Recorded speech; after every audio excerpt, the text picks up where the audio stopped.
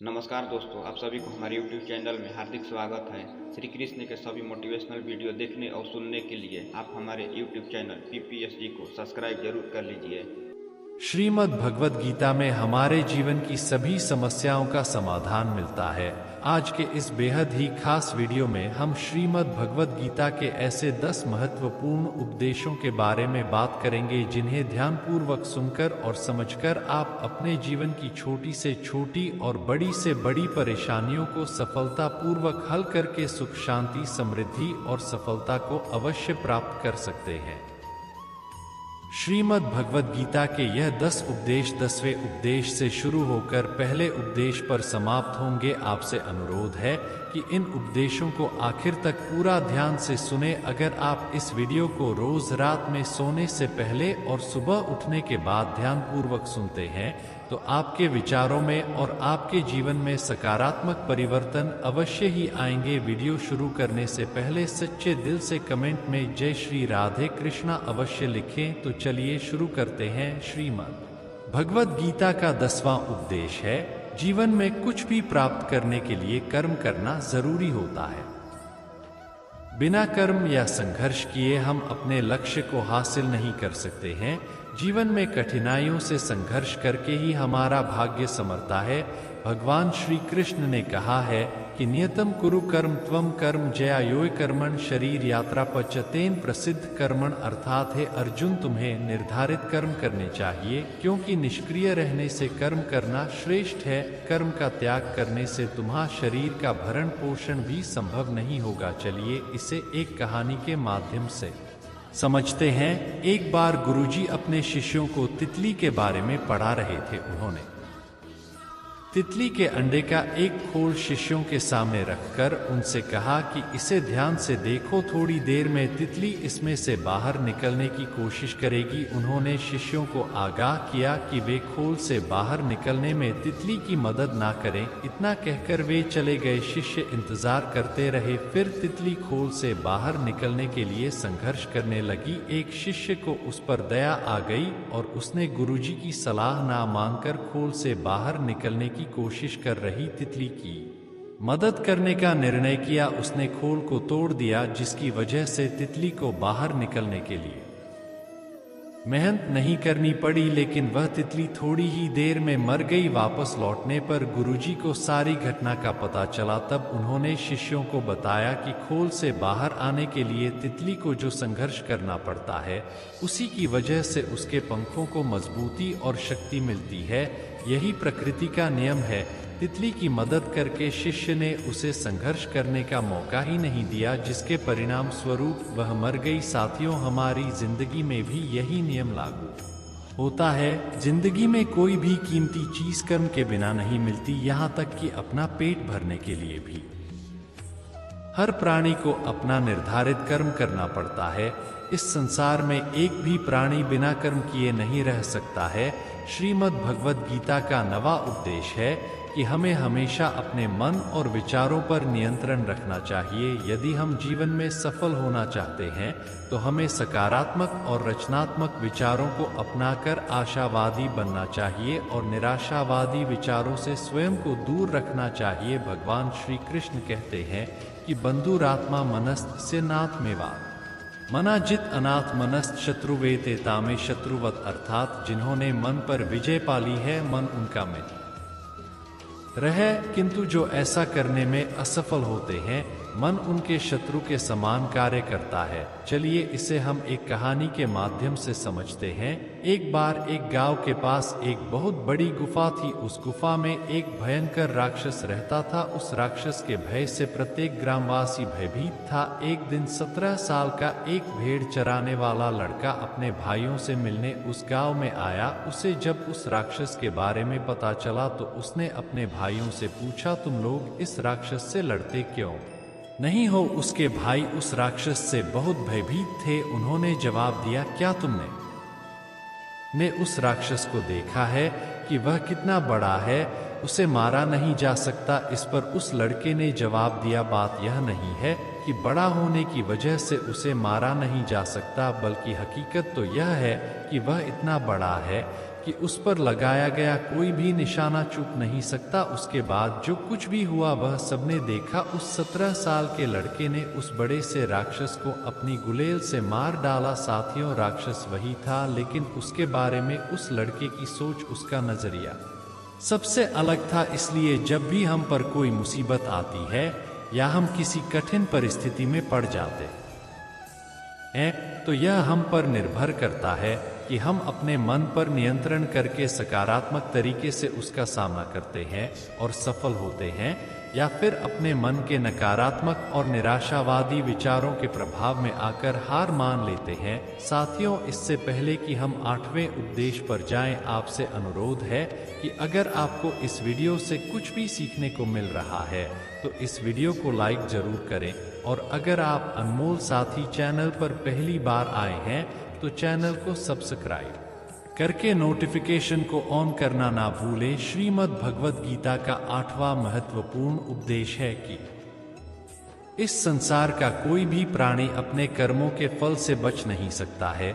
हमने कोई भी कर्म किया हो उसका फल हमें जरूर भोगना पड़ेगा। अगर हमने अच्छे कर्म किए हैं तो किसी मुश्किल वक्त पर हमारे अच्छे कर्म हमें उस मुश्किल से बचा लेंगे, और अगर हमने गलत कर्म किए हैं, पाप किए हैं, तो उसकी सजा भी हमें जरूर मिलेगी। इंसान कितना ही छुपकर कर्म करे, चाहे वह कितनी ही चालाकी से कर्म करे, लेकिन परमात्मा की हमारे एक एक कर्म पर दृष्टि होती है। श्री कृष्ण कहते हैं कि न कर्मणा मनारंभ नष्कर्मम पुरुषो अश्रु नचसन्यसनादेव सिद्धिम संधि गच्छति, अर्थात ना तो कोई केवल कर्म से विमुख होकर कर्म फल से मुक्ति पा सकता है, और ना केवल शारीरिक संन्यास लेकर ज्ञान में सिद्धावस्था प्राप्त कर सकता है।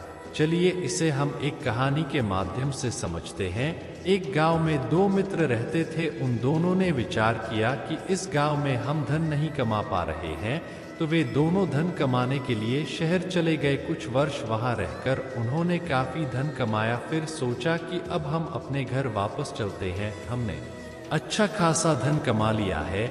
उस समय पर यातायात की इतनी सुविधाएं नहीं होती थी। वे अपने बैलों पर ही यात्रा कर रहे थे। चलते चलते मार्ग में रात हो गई। उन्होंने विचार किया कि आज रात हम यहीं पर विश्राम करते हैं। एक मित्र ने कहा कि मैं यहाँ पर रुककर धन की रक्षा करता हूँ, तुम बाजार जाकर भोजन की व्यवस्था कर लो। जब वह मित्र बाजार गया तो उसके मन में पाप आ गया। उसने सोचा कि इतना पैसा हमने कमा लिया है, अगर मैं इसको यहीं पर मार दूंगा तो सारा पैसा मेरा हो जाएगा, नहीं तो मुझको इसका आधा धन उसे ही देना पड़ेगा। मन में यह खोट आने पर उसने अपने मित्र के खाने में जहर मिला दिया, और उस जहर वाले खाने को खाकर उसकी वहीं पर मृत्यु हो गई। वह व्यक्ति सारा धन लेकर अपने घर वापस आ गया। कुछ समय पश्चात उसके घर में पुत्र ने जन्म लिया। जब उसका बेटा पैदा हुआ तो वह बहुत ही बीमार रहता था। उसने अपने जीवन में जो कुछ भी धन कमाया था उसका वह सारा धन अपने बेटे के इलाज में ही खत्म हो गया। बेटा बड़ा होता गया और इसका धन नष्ट होता गया। जब उसका बेटा थोड़ा और बड़ा हो गया तो उसके पिता ने पूछा कि बेटा तू इतना बीमार क्यों रहता है,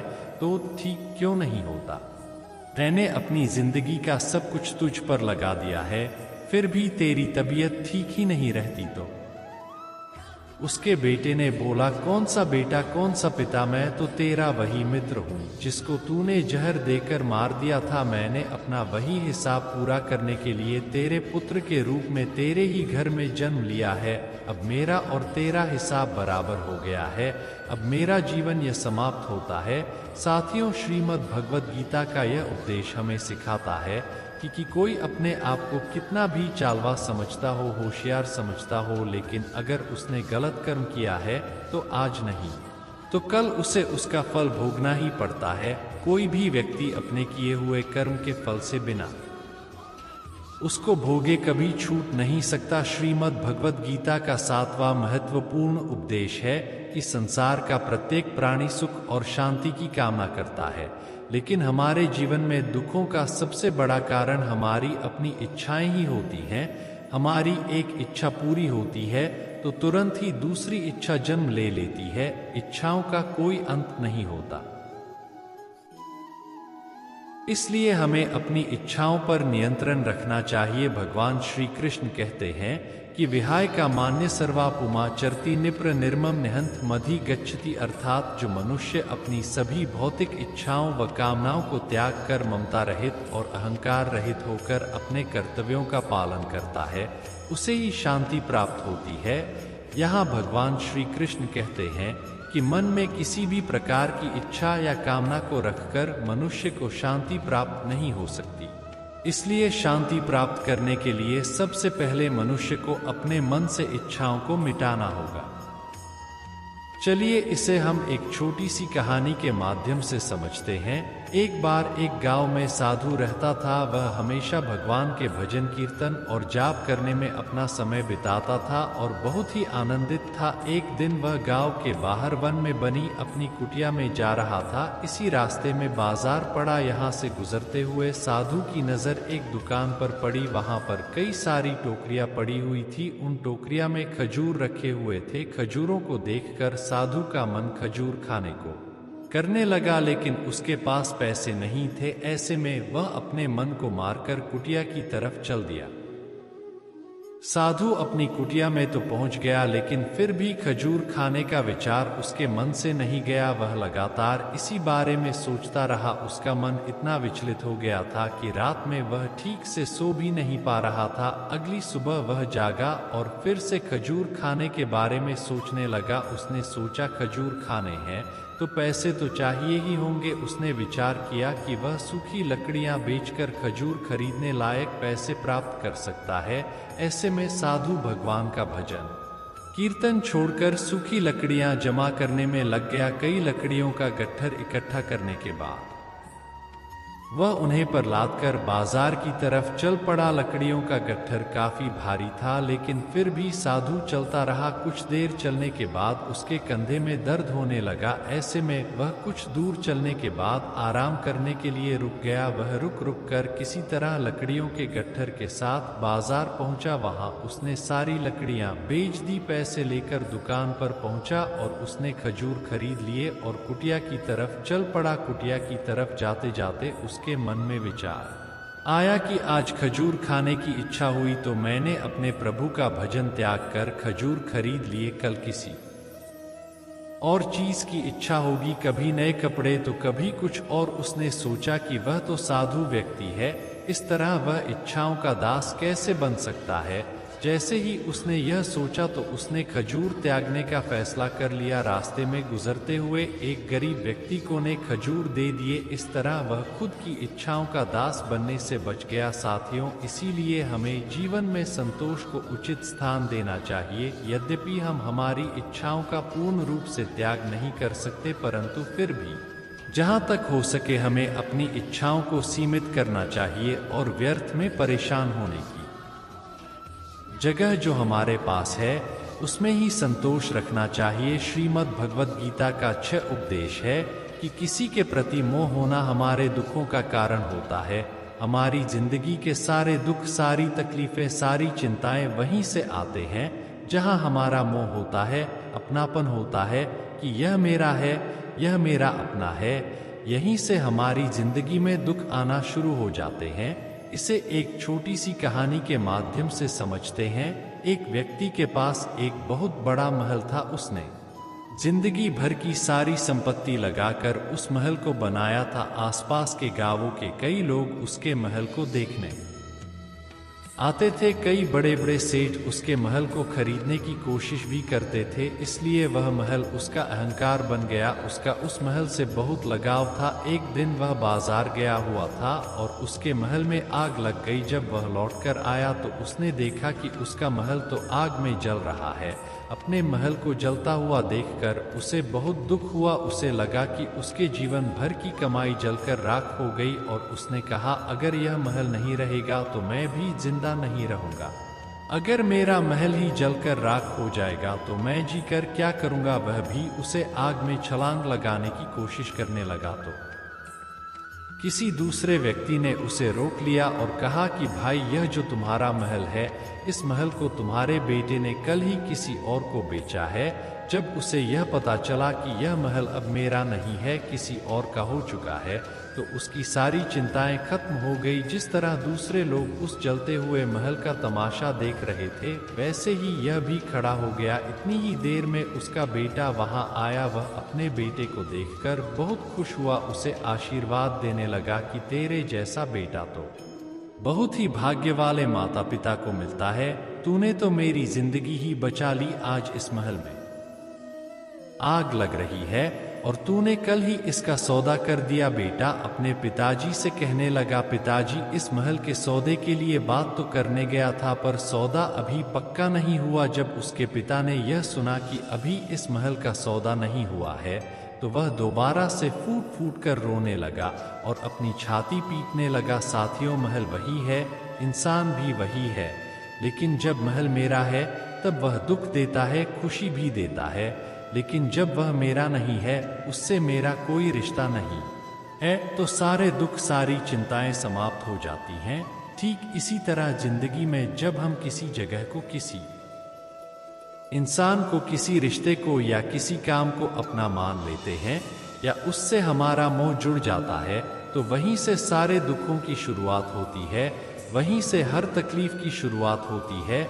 इसलिए यदि हम जिंदगी में शांति चाहते हैं तो हमें मोह का त्याग करना चाहिए। श्रीमद् भगवद गीता का 5वां महत्वपूर्ण उपदेश है कि इस दुनिया में जो कुछ भी होता है, अच्छा या बुरा, वह बिना किसी कारण के नहीं होता और कहीं ना कहीं वह हमारे अच्छे के लिए ही होता है। इसे एक कहानी के माध्यम से समझते हैं। एक बार एक गांव में एक गरीब औरत रहती थी। उसको जब बच्चा हुआ तो वह बिल्कुल स्वस्थ था, लेकिन एक बार किसी दुर्घटना की वजह जैसे उस बच्चे की हाथ की एक उंगली कट गई। वह बहुत दुखी हुई कि मेरे बच्चे के साथ ऐसा क्यों हुआ, और वह हमेशा भगवान को इस बात के लिए कोसती थी कि पता नहीं भगवान को मुझसे क्या दुश्मनी थी जो मेरे बच्चे की उंगली काट दी। समय बीतता गया। उस गांव में एक दिन साधु के वेश में एक मायावी राक्षस आया। वह राक्षस अपनी शक्ति को बढ़ाने के लिए बच्चों की बलि चढ़ाना चाहता था। वह इस बच्चे को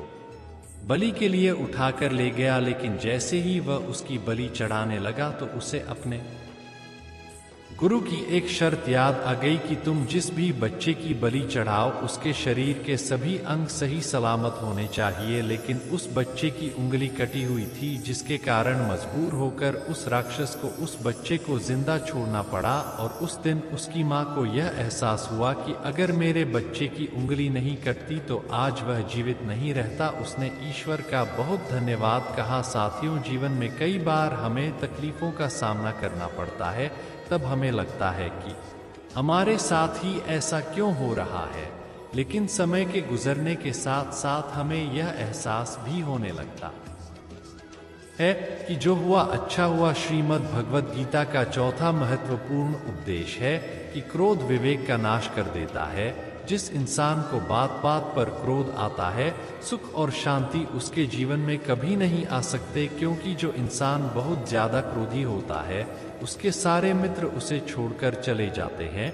वह अपने मन में भी दर्द और तकलीफ लेकर ही जीता रहता है। क्रोध से वह स्वयं को तो नुकसान पहुंचाता ही है, साथ ही साथ वह अपने रिश्तेदारों के मन को भी आहत करता है। इसे हम एक छोटी सी कहानी के माध्यम से समझते हैं। एक बार राजा अपने पुत्र के व्यवहार से बहुत दुखी था। उसके पुत्र को बहुत गुस्सा आता था, बात बात पर गुस्सा आता था। जब उसे गुस्सा आता तो वह यह नहीं देखता था कि सामने कौन है, और जो उसके मन में आता वह कुछ भी बोल देता। राजा को समझ में नहीं आ रहा था कि वह क्या करे। उन्होंने बहुत सी कोशिशें की अपने पुत्र को समझाने की, लेकिन उस पर कोई असर नहीं हुआ। एक दिन राजा उसे गुरुदेव के पास लेकर गए। गुरुदेव ने राजा की सारी बातों को सुना और उनको बोला कि आप चिंता मत करो, आने वाले कुछ दिनों के अंदर अंदर इसका गुस्सा पूरी तरीके से खत्म हो जाएगा। राजा ने गुरु को प्रणाम किया और पुत्र को गुरु के पास ही छोड़कर वापस लौट आए।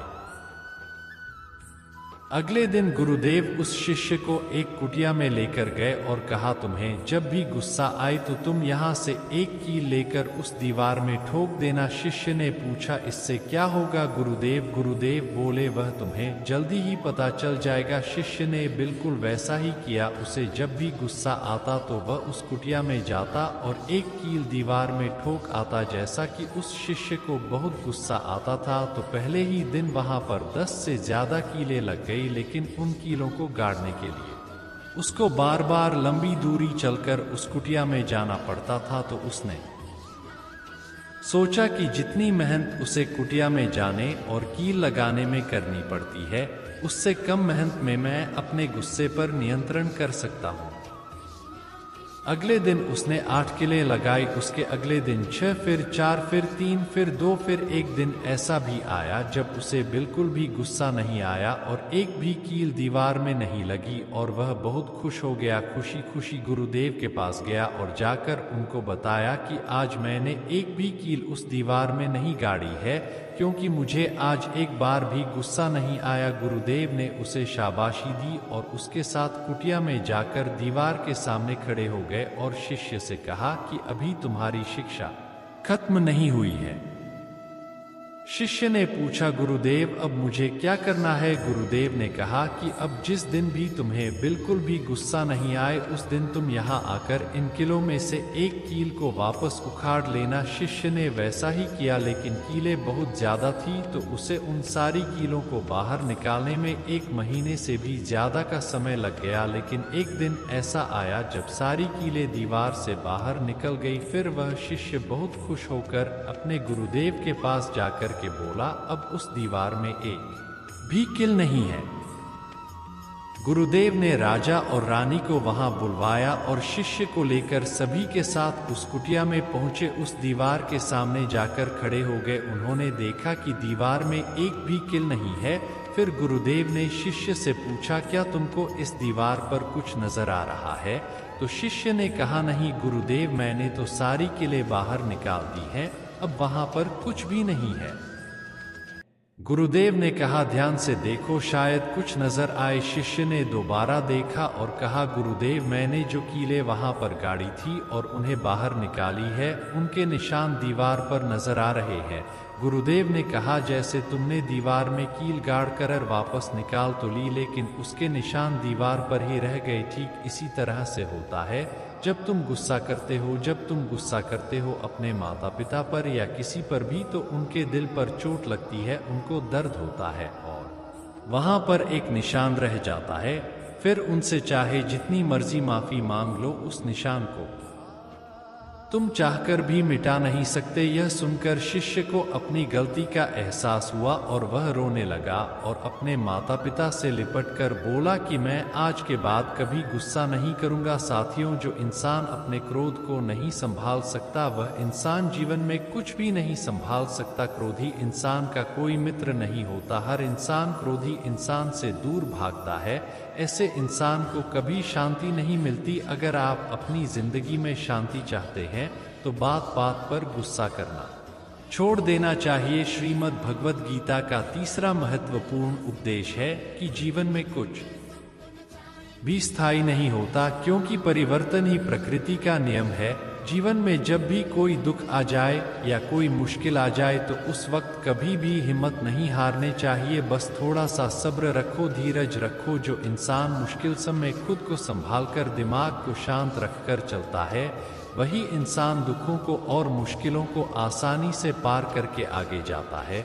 इसे हम एक कहानी के माध्यम से समझते हैं। एक धनी आदमी अपने गुरु के पास जाता है और गुरुजी से जाकर बोलता है, गुरुजी, आजकल हमारा व्यापार तो अच्छा खासा चल रहा है, पर समय का कोई भरोसा नहीं है। अगर मुझे कभी जीवन में कोई मुश्किल आ जाए या कोई बुरा वक्त आ जाए तो उस वक्त के लिए मुझे कोई ऐसा मंत्र दीजिए या कोई अच्छा सा उपदेश दीजिए कि मुझे उस बुरे वक्त से बाहर कैसे निकलना है। तब गुरु ने उस धनी आदमी को एक ताबीज बांध कर दिया और कहा, इस ताबीज में मैंने एक शक्तिशाली मंत्र लिख रखा है।